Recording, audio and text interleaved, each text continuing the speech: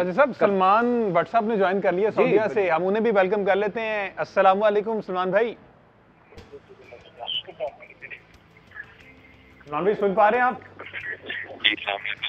वालेकुम अस्सलाम। भट्ट साहब कैसे मिजाज हैं और किस तरह के दिन गुजर रहे हैं? हम तो यहाँ पर आपको बहुत मिस कर रहे हैं। आप वहाँ पर बताएं किस तरह से इबादत चल रही हैं, फिर हम क्रिकेट की तरफ भी आते हैं। बस हमजा यहाँ पर आके तो फिर यहीं का काम होता है। फिर बाकी चीजें तो मेरा ख्याल है कि वो उनको होल्ड पे ही रहना चाहिए।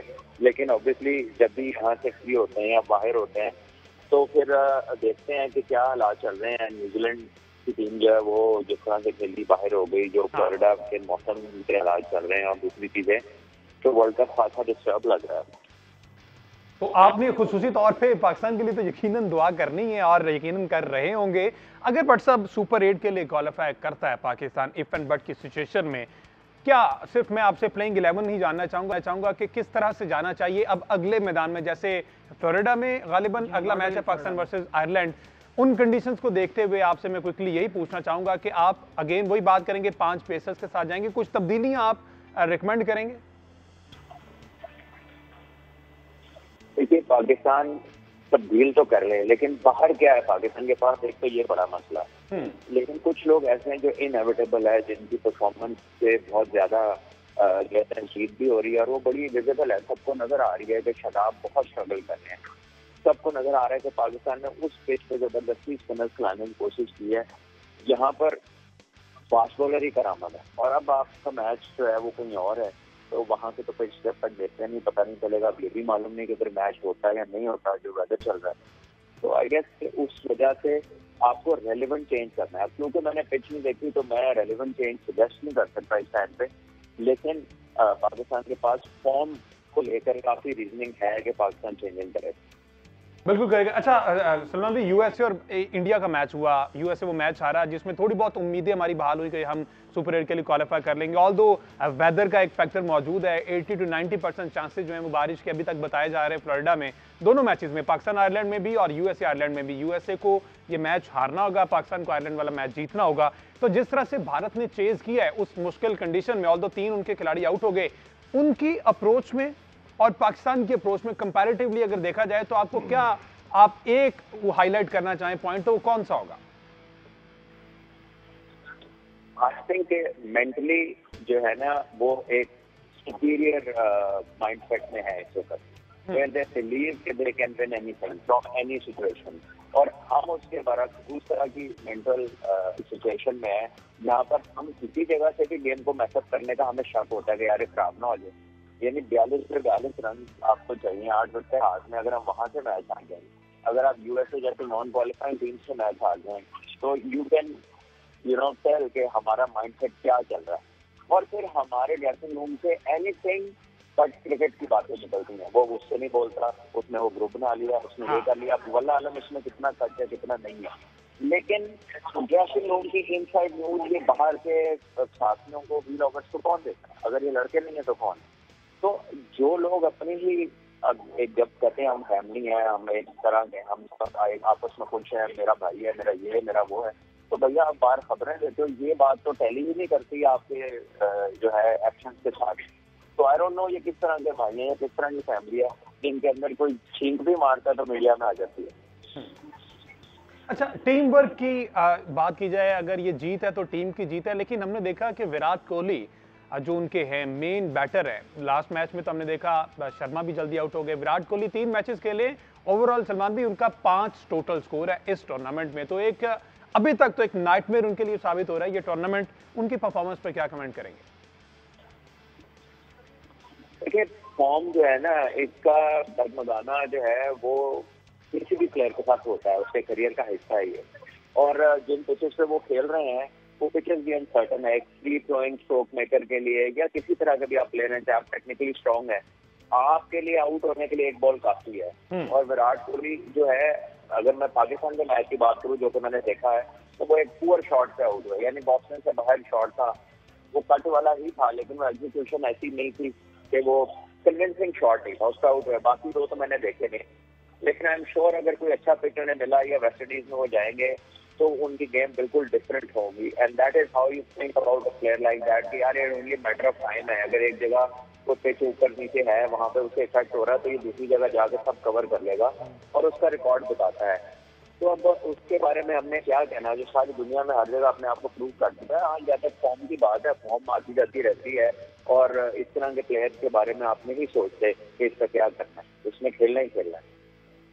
बिल्कुल इसी तरह है। राजा साहब कुछ आप भट्ट साहब से। सलमान भट्ट साहब, एक तो आपकी आवाज़ सुनकर जैसे अभी हमजा कह रहे थे बड़ी खुशी हुई है, आपकी बड़ी फोर्सफुल आवाज़ है और आप इस वक्त इबादत में मसरूफ़ हैं और पाकिस्तान के लिए भी, पाकिस्तान की खुशहाली के लिए, सालमियत के लिए और फिर खसूसियत के साथ आजकल जो क्रिकेट वर्ल्ड कप हो रहा है उसके लिए भी दुआ कीजिए ताकि हमारी मुश्किलात कुछ कम हों।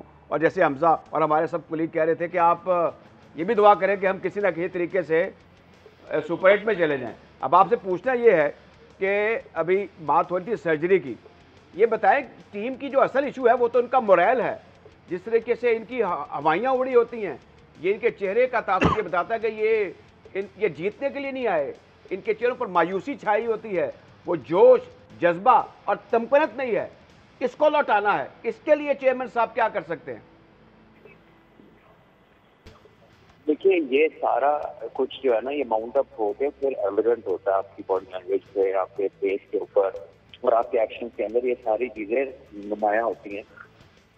और ये इन सारी चीजों का जिनका आपने जिक्र किया, ये सारी चीजें तब एविडेंट होती हैं जब चीजें ठीक ना हो, जब मामला ठीक ना चल रहे हो, फॉर्म इशू है, सिलेक्शन इशूज है, बहुत सारी रिजेंटमेंट मेरिट को लेकर है, करंट परफॉर्मेंसेस को लेकर है, करंट फॉर्म को लेकर बहुत सारी रिजेंटमेंट है।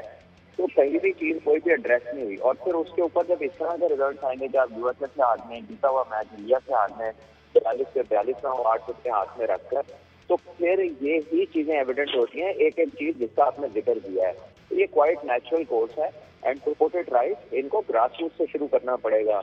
ये खाली ये कोई तो कह लें कॉस्मेटिक सर्जरी या ये वो सर्जरी नहीं है कि बस नाक को थोड़ा सा ऐसे कर लो तो ठीक हो जाएगा।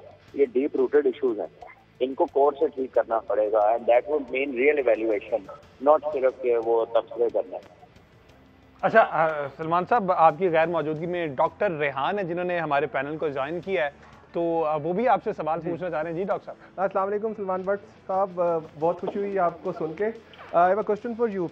आयरलैंड से हमारा आखिरी मैच है, आपने बड़ा वैलिड पॉइंट रेज किया कि शादाब परफॉर्म नहीं कर रहे। आपको पता है मिनोज जो हैं वो स्पिन को अच्छा नहीं खेलती, तो डोंट यू थिंक कि शादाब की जगह अगर अबरार को, वो फॉर्म में भी हैं, उनका एक्शन में कंट्रोल भी अच्छा और एक्शन कंप्लीट भी कर रहे हैं, और अगर उस्मान खान स्ट्रगल कर रहे हैं तो उनकी जगह जो है हम इनको जो है खिलाएं, क्या कहते हैं, साइम अयूब को, तो ये कैसा रहेगा? आप ये शादाब के बारे में, इसकी रिप्लेसमेंट अबरार की और साइम अयूब को क्या चिप इन करना चाहिए, ये काइंडली ज़रा बताइएगा। देखिए डॉक्टर साहब, साइम को आप जिसकी मर्जी जगह खिला ले, साइम का भी तो कोई रिजल्ट नहीं आ रहा ना, अपनी जगह पर भी नहीं आया, इफ्तिखार की जगह पर भी नहीं आया। अब उस्मान की जगह, पहले वो अपनी जगह खेलता रहा, फिर वो इफ्तिखार की जगह खेला, अब आपका मशवरा है कि वो उस्मान की जगह खेले। असल बात तो ये है कि वो किसी किस्म के फॉर्म में नजर तो आए ना, वो कोई रन तो करे, कोई आउटपुट तो ले। और जहाँ तक इब्रार की बात है, वो मैं आपसे एग्री करता हूँ कि उन्हें खिलाना चाहिए। छोटी टीम में जो है ये मिस्ट्री स्पिनर्स के वैसे भी यूज टू नहीं होते, तो मिस्ट्री स्पिनर्स का चांस ही होता है। तो मैं समझता हूँ कि उसको तो यूएसए के खिलाफ भी खिलाना चाहिए था। बिल्कुल पाकिस्तान ने वो भी अपॉर्चुनिटी मिस की, और जहाँ पाकिस्तान को 5 फास्ट बॉलर खिलाने चाहिए थे, वहाँ पे उसने इमाद को भी खिला लिया, शादाब को भी खिला लिया, और शादाब को तो एज बैट्समैन खिलाया, जो कि चीज मेरे से तो बियॉन्ड है, बियॉन्ड कॉम्प्रिहेंशन है कि आप एक बॉलर को ओकेजनली बैट, आप उसे इंटरनेशनल लेवल पे एक वर्ल्ड कप जैसे इवेंट के अंदर आप ये कहोगे कि उसने 40 कर दिया था, भैया उसको बैटिंग का वो प्रेशर ही नहीं है, तो उसका मेन काम बॉलिंग है, वो उसमें वो डिलीवर नहीं कर पा रहे। आप उनको बदल बदल के जो है वो डायरेक्शन दे रहे हैं कि ऐसे खेल लो, ऐसे खेल लो। ठीक है, ठीक है। अहमद सईद साहब, इसी वाले से आपका भट्ट साहब से कोई सवाल? जी, सबसे पहले तो मैं मुबारकबाद पेश करूंगा भट्ट साहब जिस मुक़द्दस सफ़र पे हैं, और उनके लिए बेस्ट विशेस भी हैं, नए ख्वाहिशात का इजहार भी हम करते हैं। मुझे बस सिर्फ उनके चूँकि एक वक्त की उनका बहुत कीमती है, मुझे उसका अंदाज़ा है। मैं पाकिस्तान से हट के सिर्फ ये पूछना चाहता हूँ कि न्यूजीलैंड की जो टीम है वो आम तौर पर आईसीसी इवेंट्स के अंदर आती है, और वो जो है सेमीफाइनल तो यूँ समझ लें कि उनके लिए खेलना को मसला नहीं होता, लेकिन इस बार हमने देखा है कि न्यूजीलैंड की बिल्कुल अलग टीम आई है, वो स्ट्रगल करती हुई नजर आई है। तो न्यूजीलैंड की टीम के साथ क्या हुआ उनको अगर हम एज ए केस स्टडी लें तो? देखिए बाय एंड लार्ज आप कलेक्टिव फॉर्म इशूज भी कह सकते हैं, आप इसको एक वन ऑफ कलर टूर्नामेंट भी कह सकते हैं, क्योंकि ये बड़ी कंसिस्टेंट टीम है। लेकिन इनकी जो इमीडिएट रीजन समझ में आती है ना, वो ये है कि ये सारे स्कैटर्ड थे आईपीएल में और ये आखिर तक उतर रहे हैं और वहां पर काफी देर ये बेंचों पे बैठे रहे हैं, ठीक है। और ये एज अ टीम आप आईपीएल से निकले और as a team you just entered the world cup. So I think somewhere down the line इनको कॉम्बिनेशन को इकट्ठा खेलना चाहिए था, जो कि इन्होंने नहीं पुट अप किया उससे थोड़ी देर पहले। So I think this idea of having IPL very close to the world cup, ये ना किसी टीम की एडजस्टमेंट में ये खराबी पैदा करती है।